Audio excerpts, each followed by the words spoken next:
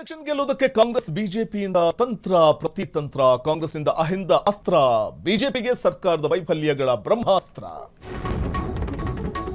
ಉಪಚುನಾವಣೆಯನ್ನು ಗೆಲ್ಲುವುದಕ್ಕೆ ಕಾಂಗ್ರೆಸ್ ಮತ್ತು ಬಿಜೆಪಿ ತಂತ್ರ ಪ್ರತಿತಂತ್ರವನ್ನ ಹೇಳ್ತಾ ಇದೆ.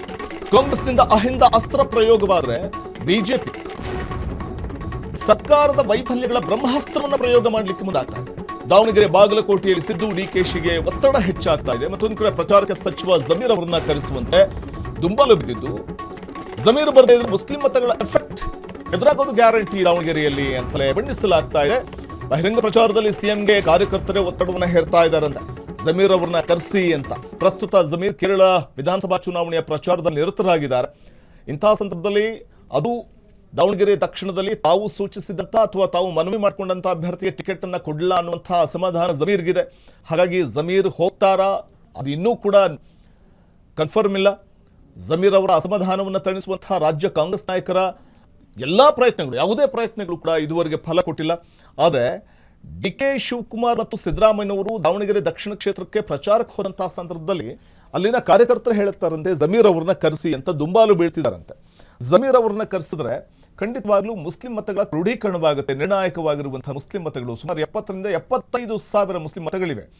ಜಮೀರ್ ಅವರ ಅಸಮಾಧಾನ ಅವ್ರ ಕ್ಷೇತ್ರಕ್ಕೆ ಕಾಲಿಡದೇ ಇರೋದ್ರಿಂದಾಗಿ ಮುಸ್ಲಿಂ ಮತಗಳು ಸ್ಪ್ಲಿಟ್ ಆಗಬಹುದು ಅನ್ನುವಂಥ ಒಂದು ಆತಂಕ ಕಾಂಗ್ರೆಸ್ಗಿದೆ. ಅಲ್ಲಿ ಸಾದಿಕ್ ಪೈಲ್ವಾನ್ ಅವರ ಮನವೊಲಿಸಿದ್ರು ಕೂಡ, ಅವರು ಸಮರ್ಥವರಿಗೆ ನಾನು ಬೆಂಬಲ ಕೊಡ್ತೀನಿ ಅಂತ ಹೇಳಿದ್ರು ಕೂಡ ಜಮೀರ್ ಅವರ ಮುನಿಸು ಇನ್ನೂ ತಣದಿಲ್ಲ ಅನ್ನುವಂಥದ್ದು ಬಹುಸ್ಪಷ್ಟ.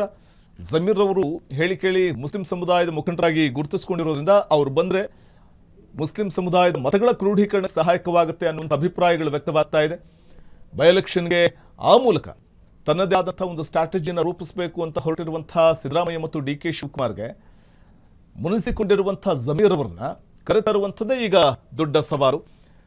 ಒಂದು ಕಡೆ ಎಸ್ ಮಲ್ಲಿಕಾರ್ಜುನ್ ಅವರು ಹೇಳ್ತಾರೆ, ಅಂದರೆ ಸಮರ್ಥ ಶಾಮನೂರು ಏನು ಕಣದಲ್ಲಿದ್ದಾರೆ, ಅವರ ತಂದೆ ಎಸ್ ಮಲ್ಲಿಕಾರ್ಜುನ್, ಸಚಿವ ಮಲ್ಲಿಕಾರ್ಜುನ್ ಹೇಳುವಂಥದ್ದು ಅವ್ರು ಬರದೇ ಇದ್ರೂ ನಡೆಯುತ್ತೆ ಅನ್ನುವಂಥ ಸ್ಟೇಟ್ಮೆಂಟ್ ಒಂದನ್ನು ಕೊಡ್ತಾರೆ. ಹಾಗಾಗಿ ಅವರು ಅಷ್ಟು ಹೇಳಿದ್ಮೇಲೆ ನಾವು ಯಾಕೆ ಹೋಗಬೇಕು ಅನ್ನುವಂಥ ಸಹಜವಾಗಿ ಜಮೀರ್ಗೆ ಮೂಡಿರುತ್ತೆ ಆ ಒಂದು ಭಾವನೆ. ಆ ಭಾವನೆ ಮೂಡಿದ್ರಿಂದ ಅವರು ಹೋಗುವಂಥ ಒಂದು ನಿರ್ಧಾರಕ್ಕೂ ಕೂಡ ಬಂದಲಿಕ್ಕಿಲ್ಲ. ಆದರೆ ಅವ್ರನ್ನ ಕರೆತರುವಂತಹ ಪ್ರಯತ್ನಗಳಾಗಬೇಕು ಅಂತ ಅಲ್ಲಿ ಸ್ಥಳೀಯ ಮುಖಂಡರು, ಕಾರ್ಯಕರ್ತರು ಒತ್ತಾಯಿಸ್ತಾ ಇರೋದ್ರಿಂದ ಕರೆತರ್ತಾರಾ ಜಮೀರ್ ಅವ್ರನ್ನ ಅನ್ನುವಂಥದ್ದನ್ನ ಕಾದು ನೋಡಬೇಕಿದೆ. ಕ್ಷಣ ಕ್ಷಣದ ಸುದ್ದಿಗಳಿಗಾಗಿ ಫ್ರೀಡಂ ಟಿವಿ ಸಬ್ಸ್ಕ್ರೈಬ್ ಮಾಡಿ, ಲೈಕ್ ಮಾಡಿ ಹಾಗೂ ಫಾಲೋ ಮಾಡಿ. ಹೊಸ ಸುದ್ದಿಗಳ ನೋಟಿಫಿಕೇಶನ್ಗಾಗಿ ಬೆಲ್ ಐಕಾನ್ ಮೇಲೆ ಕ್ಲಿಕ್ ಮಾಡಿ.